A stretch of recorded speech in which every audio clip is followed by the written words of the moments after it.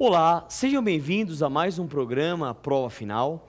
Um programa realizado pela TV Justiça em parceria com a rede de ensino Luiz Flávio Gomes. Eu sou o professor Lani Pereira, professor de Direito do Trabalho, Direito Processual do Trabalho e Direito Processual Civil, da rede de ensino LFG, do curso Ius Podium e da Fundação Getúlio Vargas. Qual é a estrutura do nosso programa Prova Final? Ele é dividido em 3 blocos. O bloco 1 é o bloco tema do dia. No nosso programa de hoje, analisaremos os aspectos atuais e polêmicos das provas trabalhistas. Um tema muito interessante, como dizia Francesco Carnelucci, as provas representando o coração do processo. Já o bloco 2 é o bloco Pergunte ao Professor, no qual responderei as dúvidas e perguntas enviadas pelos telespectadores. Mande e-mail para nós, e-mail provafinal@lfg.com.br, provafinal@lfg.com.br. Teremos um enorme prazer em respondê-las. E o terceiro e último bloco é o bloco X da questão. Como o tema do dia vem caindo nas últimas provas do exame de ordem. É fundamental sempre o treino no estudo. O estudo da matéria é importante, mas o treino nas questões, ele é fundamental. Então, a estrutura do nosso programa é essa. Teremos 3 blocos, tema do dia, pergunte ao professor e X da questão. Segura um pouquinho.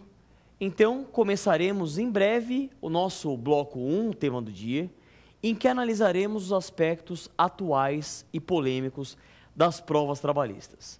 Tanto questões de teoria geral das provas, como distribuição do ônus à prova, inversão do ônus à prova, e também alguns aspectos das provas trabalhistas em espécie, como prova testemunhal, prova pericial. Até daqui a pouquinho, a gente já volta.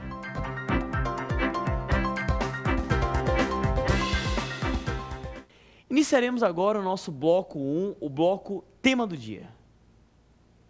Aspectos atuais e polêmicos das provas trabalhistas. Farei a abordagem desse tema dividindo em 2 partes. Conversaremos um pouco sobre a teoria geral das provas trabalhistas, envolvendo naturalmente os aspectos atuais e polêmicos, e, numa segunda parte, abordando as principais provas trabalhistas em espécie. Legal? Sobre a teoria geral das provas, iniciamos o nosso programa conceituando prova. Prova vem do latim probare, que vem da ideia de demonstrar, persuadir. Portanto, como que a gente poderia conceituar prova? Como um meio processual utilizado para a demonstração de um fato controvertido.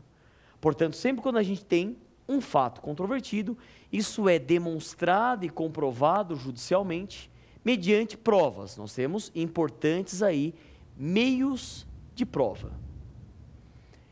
A doutrina traz como finalidades das provas 2. Uma primeira finalidade chamada de finalidade imediata ou direta. E qual é a finalidade imediata ou direta das provas? A formação do convencimento do magistrado. Portanto, o destinatário principal das provas é o juiz. No Brasil, vigora o sistema do livre convencimento motivado ou da persuasão racional do juiz. Portanto, as provas elas são produzidas para o magistrado, para que ele possa formar o seu convencimento e aplicar o direito objetivo ao caso concreto, resolvendo a lide, que segundo Francesco Carnelucci, é o conflito de interesse qualificado por uma pretensão resistida. Só que nós temos uma segunda prova. Uma segunda prova, uma segunda finalidade, melhor dizendo, que é a finalidade secundária ou mediata. Então veja, nós vimos a finalidade imediata ou direta, que é a formação do convencimento do magistrado. Nós temos uma finalidade chamada de secundária ou mediata. Por que, professor, finalidade imediata ou secundária, porque também serve para a formação do convencimento da parte contrária. Por exemplo, em audiência trabalhista, é muito comum, por exemplo, o empregado pleitear horas extras e a empresa, ela apresenta cartão de ponto e demonstra judicialmente que aquelas horas extras, elas foram pagas. Nesse caso, isso serve para a formação do convencimento da parte contrária e a parte contrária acaba se convencendo que realmente as horas extras não foram prestadas. Então, repetindo, para você que está assistindo o nosso programa, temos uma primeira finalidade, a finalidade imediata ou direta, formação do convencimento do magistrado. Mas temos também uma segunda finalidade, que é a finalidade secundária ou imediata, que é a formação do convencimento da parte contrária. Pessoal, qual é o objeto da prova? Deixa eu melhorar a minha indagação. Provam-se o quê? Prevalece o entendimento que o objeto da prova são os fatos, mas não quaisquer fatos. Os fatos deverão ser relevantes, pertinentes e controvertidos. Portanto, estas são as três grandes características dos fatos como objetos das provas. Os fatos deverão ser relevantes, pertinentes, controvertidos. A mais importante característica é a controvérsia. Os fatos deverão ser controvertidos.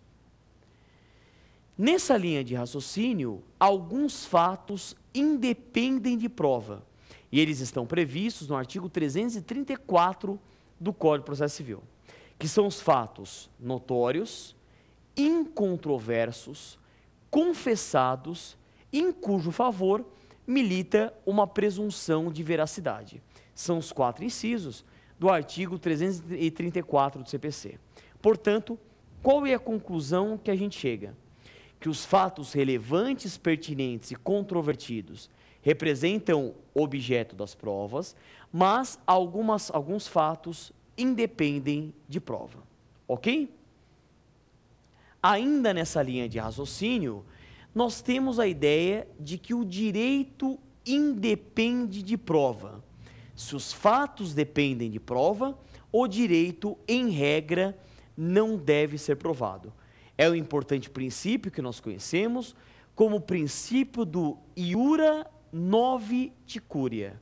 Princípio do iura novit curia, o juiz conhece o direito.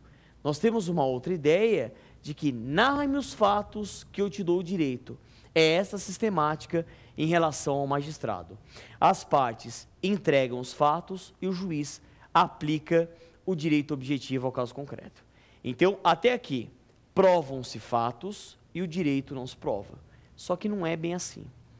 Nós temos alguns direitos que necessitam de prova. E isso está previsto no artigo 337 do Código de Processo Civil. Ele fala para nós que o direito federal é de conhecimento obrigatório do magistrado. Então, o juiz ele é obrigado a conhecer sim o direito, mas o direito federal. Já em relação a direito municipal, direito estadual, direito estrangeiro e direito consuetudinário, a parte fará prova do teor e da vigência, se assim determinar o juiz. Ah, mas como isto é aplicável no processo do trabalho? Veja, é muito comum na área trabalhista o empregado ingressar com a sua exordial, a sua reclamação trabalhista, pleiteando um direito previsto em convenção coletiva de trabalho ou acordo coletivo de trabalho. Se o juiz assim determinar, a parte vai ter que fazer prova do teor e da vigência. Então, é a adaptação do artigo 337 do Código de Processo